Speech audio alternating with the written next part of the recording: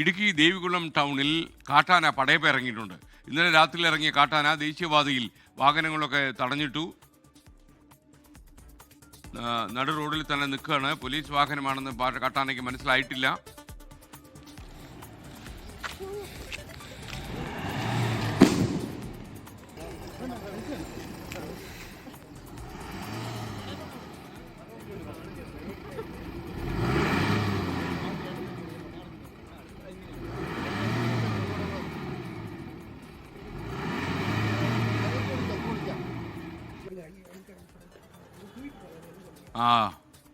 എനിക്ക് മനസ്സിലായി ഇത് പോലീസാണ്, ചില്ലറ കാര്യമല്ലെന്ന്.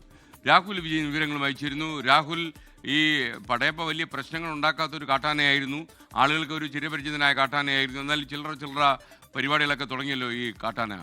പടയപ്പയ്ക്ക് എന്ത് പറ്റി?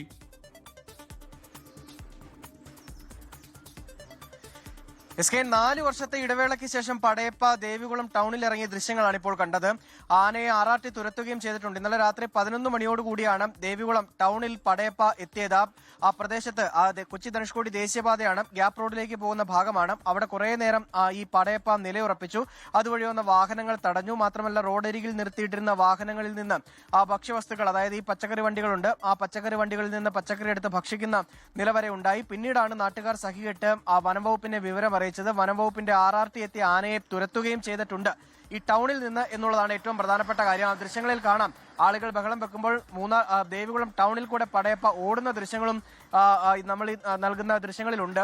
എന്തായാലും നിലവിൽ ആശങ്കപ്പെടേണ്ട സാഹചര്യമില്ല. പടയപ്പ ഒരല്പം മാറിയിട്ടുണ്ട്. പക്ഷേ ജനവാസ മേഖലയിലേക്ക് എപ്പോൾ വേണമെങ്കിലും ഇറങ്ങാവുന്ന സാഹചര്യമാണ്.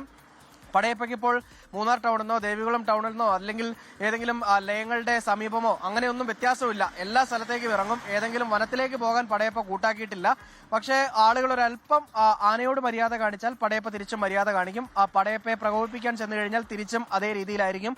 അങ്ങനെയാണ് ഇതുവരെയുള്ള കാഴ്ചകൾ നമ്മൾ കണ്ടിട്ടുള്ളത്. നിലവിൽ എന്തായാലും ആളുകൾക്ക് നേരെ പാഞ്ഞെടുക്കുകയോ ആളുകളെ ഉപദ്രവിക്കാൻ ശ്രമിക്കുകയോ പടയപ്പ ചെയ്തിട്ടില്ല. സമാധാനപരമായിട്ട് ചെറിയ ചെറിയ കുരുത്തക്കേടുകളൊക്കെ കാണിച്ചു നിൽക്കുന്നു എന്ന് പറയുന്ന പോലെ പടയപ്പ ടൗണിൽ ഇറങ്ങുന്നു, തിരികെ ടൗണിൽ നിന്ന് മാറുകയും ചെയ്തിട്ടുണ്ട്. എസ് കെ, ലോകത്തെവിടെയായാലും ഏത് സമയത്തും 24 വാർത്തകളും ഓഗ്മെന്റഡ് റിയാലിറ്റി പാക്കേജുകളും എക്സ്പ്ലെയിനറുകളും വിശദമായി കാണാൻ ഞങ്ങളുടെ യൂട്യൂബ് ചാനൽ നിങ്ങൾക്ക് സബ്സ്ക്രൈബ് ചെയ്യാം.